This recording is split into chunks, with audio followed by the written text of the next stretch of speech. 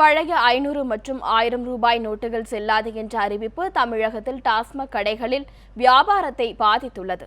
இது தொடர்பாக நமது செய்தியாளர் குதுப்தீன் மதுப்பிரியரிடம் நடத்திய கலந்துரையாடலை இப்பொழுது பார்க்கலாம். நான் இப்போது சென்னை எழும்பூரில் ஆல்பர்ட் தியேட்டர் அருகில் இருக்கக்கூடிய மிகவும் பரபரப்பாக இயங்கக்கூடிய அரசு மதுபான கடை முன்பு நின்று கொண்டிருக்கின்றேன். ஆனால் இங்கு கூட்டம் எதுவுமே இல்லை. தற்போது ஒரு மதுப்பிரியர் நம்முடன் இருக்கிறார். அவரிடம் கேட்கலாம். நீங்கள் ஒரு நாளைக்கு எத்தனை தடவை குடிப்பீங்க, இல்லை டெய்லி குடிப்பீங்களா? நான் காத்தால ஒரு பாதி சாப்பிடுவேன், மத்தியானம் ஒரு பாதி சாப்பிடுவேன், நைட்டு ஒரு குவார்ட்டர் சாப்பிடுவேன். 3 வேளை சாப்பிட்ற மாதிரி சாப்பிட்றீங்க. ஒரு நாளைக்கு எவ்வளோ செலவழியும்? 3 வேலைக்கு ஒரு 200 செலவாகும். 300 வீட்டுக்கு கொடுப்பேன். 500 எனக்கு சம்பளம். நேற்று 500 கொடுத்தது இன்னும் காரி முடிஞ்சுனுக்குது பாக்கெட்டில். காத்தால எங்கே போனாலும் கொடுக்க மாட்டுறாங்க. இங்கே போனால் 50 ரூபா கமிஷன் வச்சு தான் கொடுக்குறாங்க.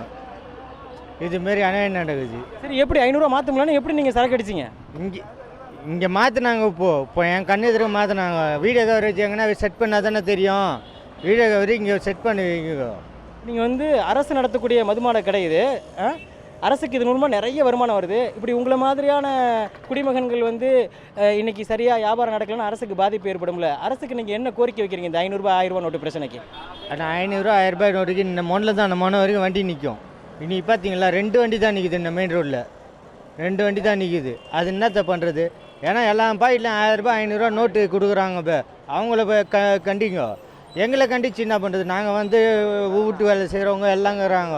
அவங்ககிட்ட போய் நான் என்ன பண்ணுறது? அரசுக்கு எதுவும் கோரிக்கை வைக்கிறீங்களா? இந்த டாஸ்மாக் கடையிலையும் 500 ரூபாய் 1000 ரூபா நோட்டு வாங்கினோம். மாறிக்குது. இன்னைக்கு மாறிக்குது.